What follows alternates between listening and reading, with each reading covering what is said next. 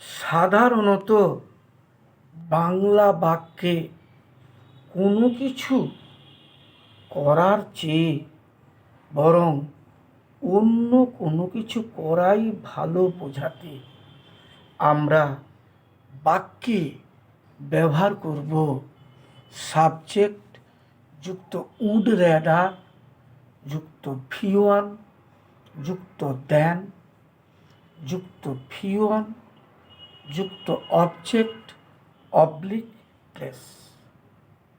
তো কেমন ব্যাপারটা বুঝিয়ে বলি। এখানে 2 ঘন্টা অপেক্ষা করার চেয়ে আমি বরং চলেই যাব। তাহলে নিয়ম অনুযায়ী I would rather go than wait here for 2 hours। তার সঙ্গে কথা বলার চেয়ে আমি বরং পড়াশোনা করব। I would rather study than talk to him. যদি বলি ক্রিকেট খেলার চেয়ে আমি বরং সিনেমা দেখব। I would rather watch movie than play cricket. যদি বলি তাড়াহুড়ো করার চেয়ে আমি বরং আগামীকাল পর্যন্ত তোমার জন্য অপেক্ষা করব। তাহলে you would rather wait for you till tomorrow then রাস।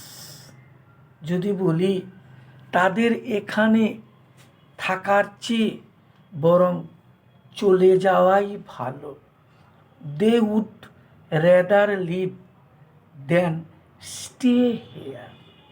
যদি বলি আচ্ছা এবারে বলি আরেকটা বাক্য, যেটা হচ্ছে কোনো কিছু বরং করাই ভালো বোঝাতে আমরা বাক্যে ব্যবহার করব সাবজেক্ট যুক্ত উড রেদার যুক্ত ভি1 যুক্ত অবজেক্ট। তো কেমন সূত্রটা? তা আমি বরং চলে যাব, তখন আমরা ব্যবহার করব নিয়ম অনুযায়ী আই উড রেদার গো। যদি বলি আমি বরং 2 ঘন্টা অপেক্ষা করব, I would rather wait for 2 hours। যদি বলি আমি বরং না খেয়ে থাকব, আই উড রেদার স্টার। যদি বলি আমি বরং সিনেমা দেখব, I would rather watch movie.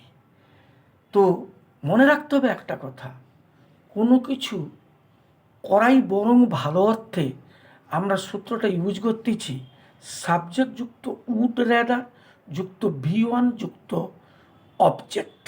কিন্তু যখন আমরা বলবো কোনো কিছু করার চেয়ে অন্য কোনো কিছু করাই ভালো, তখন যদি বোঝায় তখন আমরা বাক্যে ব্যবহার করব সাবজেক্ট যুক্ত উড রেদার যুক্ত ভি1 যুক্ত দেন যুক্ত ভি1 যুক্ত অবজেক্ট অবলিক প্লেস। আশা রাখি তোমরা ব্যাপারটা বুঝতে পেরেছ।